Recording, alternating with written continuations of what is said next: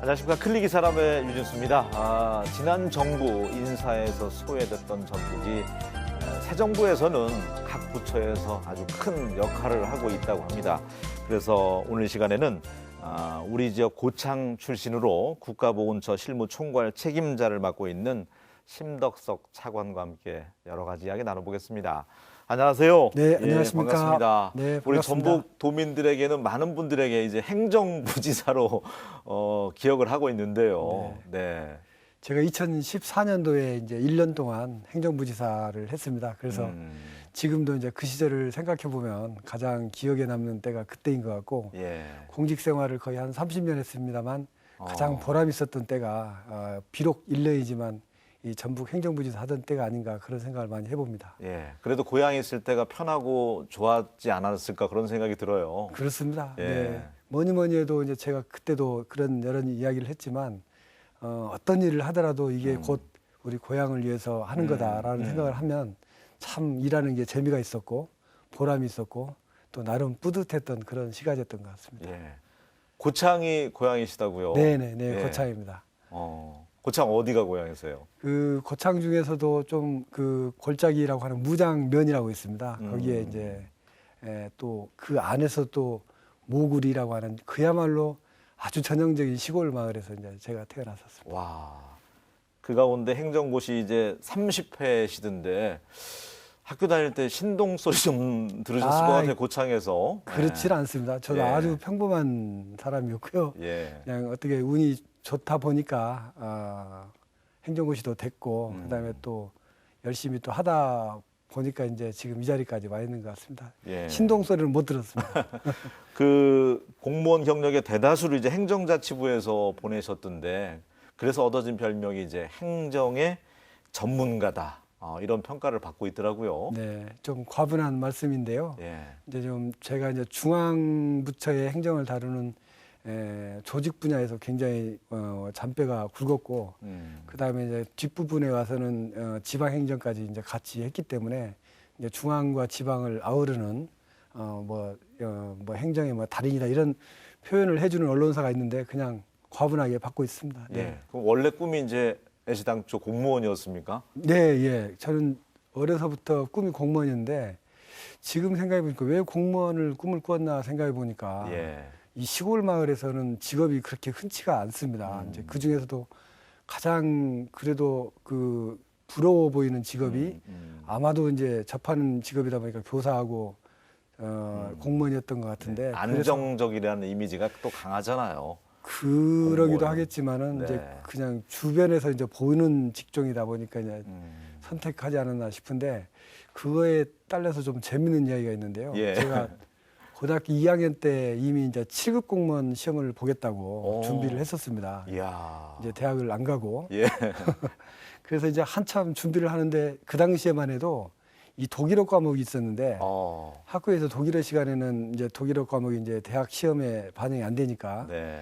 영어를 가르치도록 했었습니다. 근데 이제 제가 어느 날 독일어 선생님한테 저희는 독일어를 좀 가르쳐 주셨으면 좋겠습니다 하고 이제 공식적으로 요청을 했더니 예. 이 선생님이 나름 속으로는 굉장히 기분 좋아하시면서 그 다음부터는 다른 친구들한테는 미안하지만 영어 공부를 안 하고 독일어 공부를 했습니다. 그 이유가 예. 이 7급 시험 과목 중에 독일어 과목이 있었기 때문에 네. 제가 주장을 했던 건데 지금 생각해보면 좀 굉장히 예. 유치하기도 하고 그렇습니다. 그러니까 네. 지금도 대학 안 가고 바로 이제 공무원 매달리는 친구들이 간혹 있다고 네, 하는데 네, 목표 네. 설정이 상당히 빨랐네요. 고2 때부터. 예. 그 이제 그 당시에 뭐 생각하는 게 뭐 9급이나 7급 예. 공무원을 생각을 했을 텐데 그 후에 여차저차 하여 이 자리까지 온 거 보면 저는 이미 이제 꿈은 다 이뤘고 이제 지금부터 사는 부분은 어떻게 보면 덤이라고 생각합니다. 굉장히 벌써 그런 겸손하게 말씀하시기에는 좀 이른 감이 없지 않나 싶고요. 제가 모두의 어느 말에 정말 그 9년간이죠. 지난 정부에서 중앙 무대에서 우리 인재가 전북에서 뛰어난 인재가 많음에도 불구하고 홀대를 받았는데 이번에 보니까 재경 신년 인사회 다녀오셨죠? 네네 네. 뭐 청와대부터 정부 부처 고위직이 대거 참여했다고요. 네네. 예. 그 저도 여러 번 이제 그 신년 인사회에 갔었는데 참 그 전까지만 해도 어떻게 보면 우리 전라북도에서 오시는 분들 중심으로 이제 행사가 이루어졌는데 이번에 이제 가보니까 정말 이 중앙에서 다들 좋은 자리에 올라가 계셔가지고 오신 분들이 굉장히 많더라고요. 이제 가장 그 가깝게는 이제 국회의장님을 비롯하여 여러 이제 전북의 의원님도 다 오시고, 그다음에 청와대 수석이라든가 비서관들도 다 오시고, 또 각 부처의 뭐 김현미 장관님을 포함한 장관, 차관들, 그리고 청장들도 많이 계시는데 그분들까지 네. 다 오셔가지고 어떻게 보면 우리 전북 출신 그 셀러브리티를 갖다가 한꺼번에 거기서 다 볼 수 있는 자리였습니다. 굉장히 네. 좀 기분이 뿌듯하고 참 좋았습니다. 장관 포함해서 어느 그 수치 보니까 한 17분 정도 장차관이 앞으로 더 많아졌으면 좋겠다는 그 기대감도 있고요. 네. 자랑스럽기도 합니다. 짧게 1년 정도 계셨지만 행정부지사 하실 때 기억도 있을 것 같아요. 도정 관련해서. 그때 그 한중 경제 협력 단지 네. 그때 네네. 그때였죠. 그때가 이제 2014년에 그 시진핑 주석하고 박근혜 대통령이 정상회담을 이제 앞두고 있었을 때인데 이 한중 간에 이제 협력하는 경제 협력 방안의 일환으로 우리 새만금을 이용을 하자 하는 그런 이슈가 우리 도에서 좀 제기가 됐었습니다. 그래서 이제 여러 노력을 거쳐서 궁극적으로는 이제 한중 정상회담의 아젠다에 들어가서 그 후에 이제 경제장관 회의 때까지도 논의가 됐는데 그 과정에 좀 재밌는 사연들이 있는데 우리 다른 중앙부처에서 이 새만금 사업에 대해서 얼마나 무지한지를 제가 그때 느꼈습니다. 진짜 관심이 없다는 그런 부분인데 그 이슈를 이제 제기하기 위해서 그 당시에 기재부 1차관님을 좀 제가 면담 신청을 해서 통상 면담을 안 받아주는데 이제 개인적인 인연 때문에 이제 좀 시간을 내주시더라고요. 그래서 가가지고 차관님 제가 여차저차해서 새만금 사업을 우리 저 한중 그 정상회담 아젠다를 좀 올려주십사 하고 부탁을 드리러 왔습니다라고 했더니 한중 정상 아니 저 새만금 사업이 뭔데요 이래요. 진짜 깜짝 놀랐습니다. 그래서 아니 새만금 사업에 대해서 모르시나요? 그랬더니 이름은 들어봤는데 모르겠다 이런 이야기를 하세요. 국책 사업임에도 불구하고. 네네네. 그래서 마침 저희가 그 당시에 우리가 들고 다니는 큰 지도가 있는데 지도를 펼쳐드리면서 이게 새만금 사업입니다. 즉 여기 이 지역부터 이 지역까지를 간척지를 만들어서 여기를 앞으로 발전시키고자 하는 그런 사업입니다 했더니 이런 사업이 있었나요? 이래요. 그만큼 무관심이네요. 이 중앙정부의 이 소위 국책 사업을 담당하는 기재부의 차관님마저도 이 정도의 인식을 갖고 있었고요.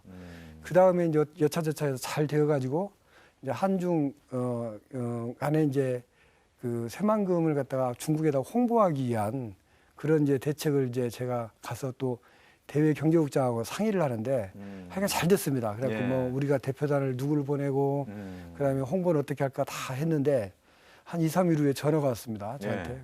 아이고 부지사님 그 새만금이 아직 땅이 매립이 안 되고 아직도 그 물이 있다면서요 이러시는 거예요. 아니 그건 아직 그 매립이 안 됐으니까 당연히 그렇죠. 물이고요.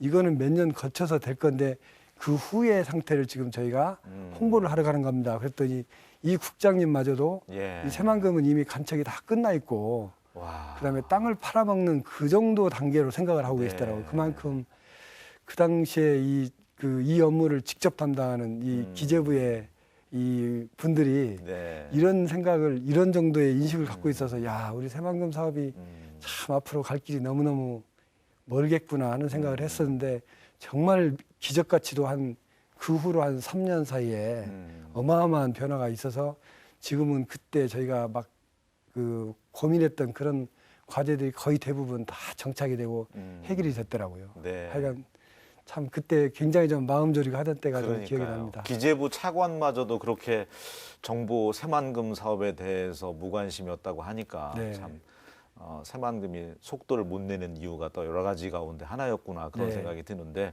그래도 전북 관련 뉴스라든 이런 건 항상 귀를 열어놓고 계시잖아요. 그렇습니다. 올해 새만금 예산도 역대 최대로도 반영이 됐고. 그만큼 이제 시대가 변했다는 생각이 드는데 제가 그런 비유를 많이 합니다. 이것도 좀 사족 같긴 하지만 우리나라의 3대 최근에 근래에 들어와 있는 3대 국책 사업 중에 3개가 하나는 사대강 사업이 있고요.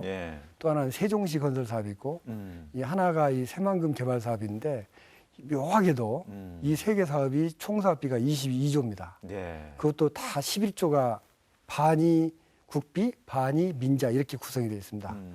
근데 그걸 보면 이제 사업의 진도를 이제 보다 보면은 그 4대강 사업 같은 경우에는 한 정부 내에 3년 내에 이게 끝났습니다. 세종시 같은 경우에는 물론 한 정부를 지나서 한 두 정부까지는 갔지만은 네. 거의 이제 완성 단계에 와 있습니다. 그렇지만 우리 새만금 사업은 벌써 몇십 년이 돼가도 아직도 지금 갈 길이 먼 제가 볼 때는 한 중간밖에 안 왔다고 보는데 예. 이 11조의 예산을 1년에 6천억, 7천억 정도 투입하다 보면은 15년, 20년이 걸립니다. 맞습니다. 이거를 네. 정권 차원에서 정부 차원에서 한 순간에 그 굉장히 좀 몰아주지 않으면 급속도로 진도가 나갈 수 없다는 생각을 많이 하게 됐고요. 예. 그만큼 우리가 정부의 지지, 특히 정권의 지지를 얻어내는 게 굉장히 중요하다는 생각을 그때나 지금도 똑같이 하고 있습니다. 찔끔찔끔 예산이라고 하잖아요. 네, 그렇게 네, 해가지고는 하대명년이라는 표현을 네. 많이 하잖아요. 네, 네, 예, 어느 그렇습니다. 세월에. 그러니까 저희가 이제 그 당시에도 6천억에서 1년에 7천억 정도를 따오는데 기재부에 가서 열심히 그다음에 또 의원님들이 많이 도와주시면 7천억. 그다음에 뭐 조금 뭐 좀 삐져 있으면은 6,500억 이 정도입니다.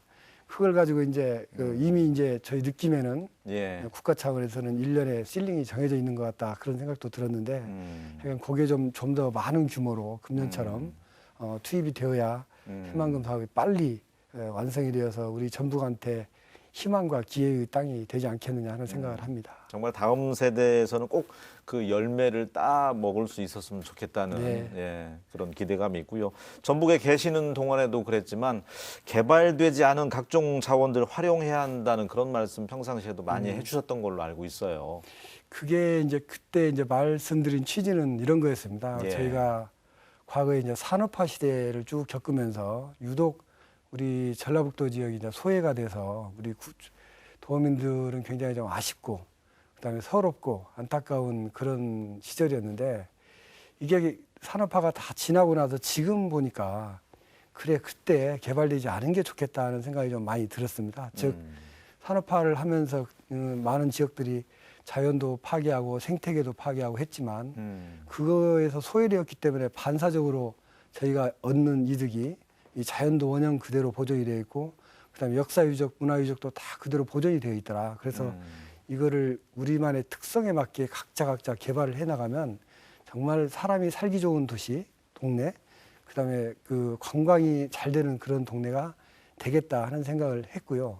그런 이제 비교한 애가 이제 가장 가까운 애가 강천사 같은 경우에 강천산 예. 그야말로 우리나라의 수려한 그 산을 잘 개발을 해가지고 정말 멋진 유수한 산천으로 좀 개발을 했고 예. 고창도 마찬가지입니다. 저희 고향 고창도 어쨌거나 그 기존에 있던 생태계를 그대로 보존하는 차원에서 이걸 보존하다 보니까 지금은 굉장히 그 깨끗하고 맑은 관광객들도 어마어마하게 네네. 많이 찾잖아요. 네네. 네. 그래서 이제 과거에는 이 먹고 살기에 바빴지만 지금은 삶의 질을 생각을 하고 어떻게 하면 더 그 문화를 그다음에 관광을 향유할까를 생각한다면 그렇게 본다면 우리 전북은 아직도 무한한 자원을 가지고 있다. 각자 갖고 있는 이런 천해의 자원과 예. 재원을 활용해서 각자 특성에 맞게 잘 발전시키자 하는 그런 취지였습니다.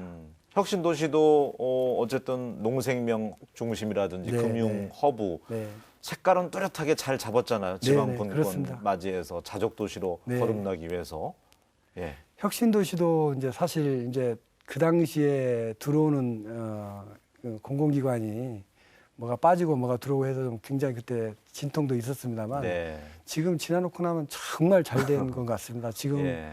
어떻게 보면 국민연금관리공단도 들어오고 기금운용본부도 들어오고 그다음에 또 그 농진청과 관련된 각종 연구기관이 다 들어와 있어서 우리 전북의 특성에 맞는 하나는 농업이고 또 하나는 앞으로는 이제 금융도시로 발전할 수 있는 그런 계기가 되는 그런 기관들이 우리 지역으로 들어왔다는 게 너무너무 참 다행스럽게 생각을 하고 네. 이제 저 조금 시간을 두고 보면 굉장히 저희가 그 효자를 우리가 받았다 하는 생각을 좀 할 것 같습니다. 맞습니다. 오는 과정 자체가 터덕거려서 도민들이 좀 네. 짜증스럽기도 했지만 그 기금운용본부 네, 얘기하는 네, 겁니다. 네, 네. 10년 뒤에 이 혁신도시의 모습을 보면 어마어마해질 것 같아요. 네, 네. 예.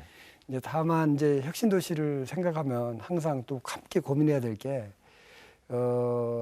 이게 이제 혁신도시로 유입되는 인구라든가 혁신도시의 부가가치가 창출되는 게 예. 순수하게 거기서 늘어야 되는데 어떻게 보면 우리 좁게는 전주시에서 그쪽으로 이전이 된다면은 그야말로 이제 제로섬 게임이 될 수가 있기 때문에 어떻게 하면 이 혁신도시가 외부에서 우리 전라북도로 많이 들어올 수 있도록 부도 들어올 수 있고 인구도 들어올 수 있도록 하는 예. 그런 그 플러스가 되는 방식으로 자꾸 발전이 돼야 된다고 생각하는데 저도 묘안은 없습니다만 네. 많은 분들이 생각을 하겠죠. 뭐. 예. 네. 우리 지역 사업만 얘기하다 보니까 오늘 초대 손님인 심덕석 차관님이 행정부시사로 오늘 출연하신 듯한 아이, 느낌이 그러게 들어서 말입니다. 네. 이제 보훈처 이야기도 좀 하겠습니다. 네, 네. 장관급으로 부서가 좀 격상됐더라고요. 그렇습니다. 승격이. 네. 저희가 이제 문재인 정부 출범과 함께 이제 조직 개편을 하면서 국가보훈처가 종전에는 차관급 기관이었는데 이제 장관급 기관으로 이제 격상이 되었습니다. 예. 그러면서 이제 굉장히 많은 것들이 좀 달라졌는데 우선 이 국가보훈을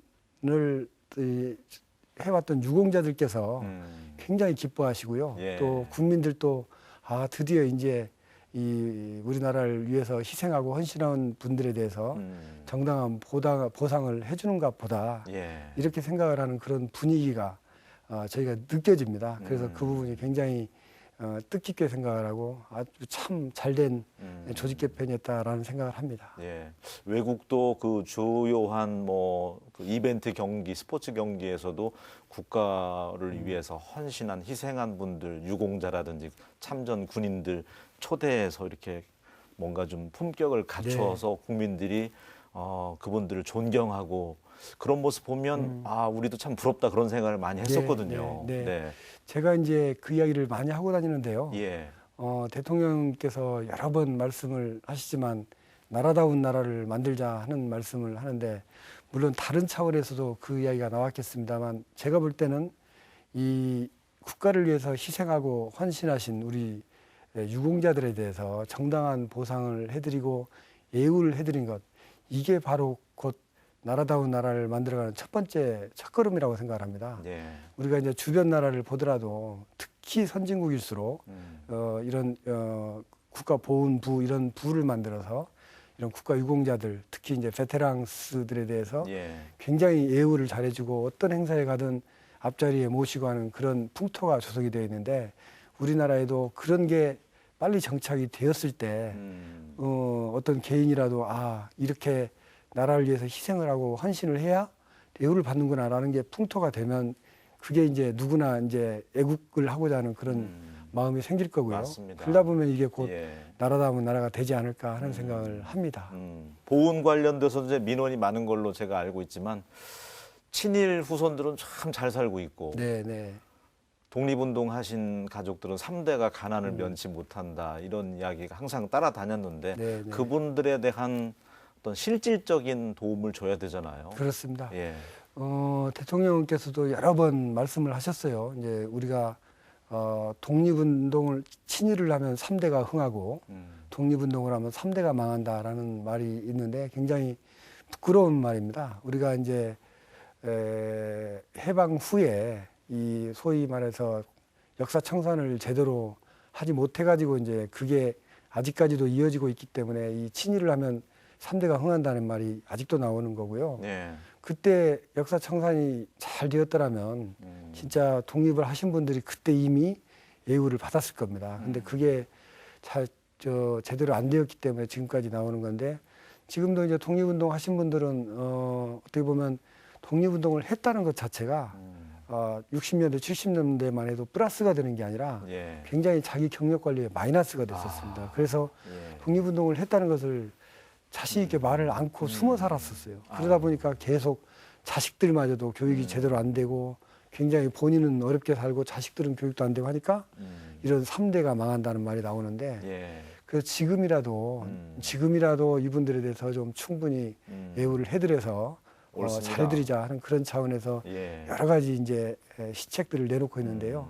가장 최근에 이제 저희가 만들어놨던 게 독립유공자 같은 경우에 자녀 및 손자녀까지도 좀 생활이 아주 어려우신 분들에 대해서는 네. 제가 생활지원금을 좀 일정 수준 이하의 분들한테 지원을 그래야죠. 합니다. 예, 네. 그렇게라도 조금이라도 좀 국가에서 좀 지원을 해서 맞습니다. 이분들이 또는 이분의 저 선조들이 우리나라를 위해서 희생하신 부분에 대해서는 저희도 국가도 좀 보상을 하고 나름 또 이분들도 선조들에 대해서 굉장히 예.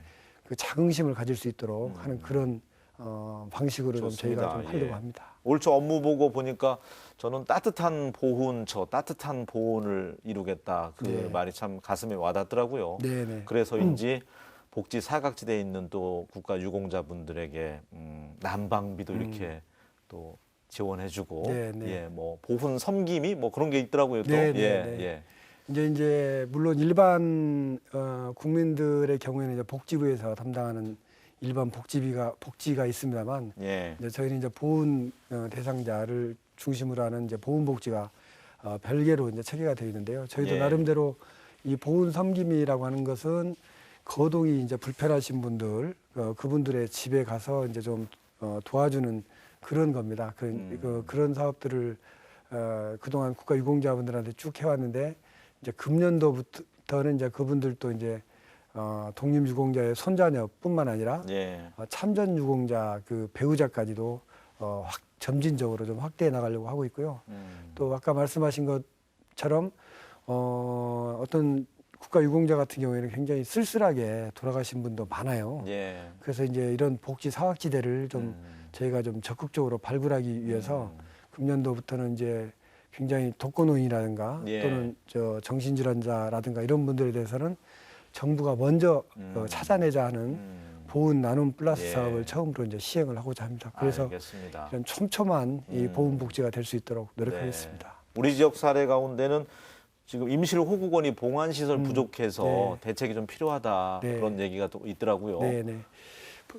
이제 저희가 이제 국립묘지가 전국에 6개가 있는데요. 예. 우리 임실에 이제 호국원인데 참 자랑스럽게 생각을 합니다. 우리 전라북도에도 한 개의 국립묘지가 있다는 게 이게 이제 2002년도에 만들어져 가지고 거의 이제 2012년도에 거의 만장이 됐습니다. 그렇다고 해서 이제 그냥 손 놓고 있었던 건 아니고 작년에 저희가 또 큰 예산을 들여서 제2 봉안당을 새로 건축을 했습니다. 그래서 예. 이제 앞으로 2025년까지는 새로운 안장 수요에도 충분히 대응할 수 있도록 다 조치를 취해놨습니다. 알겠습니다. 우리 지역에도 국가 유공자 비롯해서 보훈 대상자가 상당히 많이 있는데요. 네, 네. 이분들이 제대로 예우를 좀 받을 수 있었으면 좋겠다는 생각 가져보고요. 마지막으로 짧게 고향 찾아주셨는데 고창분들 또 전북 지인분들 계실 거 아니에요. 네. 인사 말씀 부탁드리겠습니다. 아 예. 아이고 제가 2014년도에 부지사 할 때는 지면이나 또는 언론을 통해서 많이 뵀었는데 그 후에 좀 굉장히 격조했던 것 같습니다. 다시 이 JTBC에 와서 우리 도민 여러분을 뵙게 되어서 너무 예. 반갑고요. 특히 우리 고창 군민에게도 각별한 인사를 말씀을 드리고 싶습니다. 저희가 비록 그 서울에 몸은 있지만 항상 마음은 한켠으로 이 고향을 생각을 하고 고향에서 어떤 일이 벌어지고 있는지는 항상 마음에 담고 있습니다. 비록 미력하지만 항상 기회가 될 때마다 예. 저희가 열심히 돕는 그런 전북인이 되도록 하겠습니다. 네.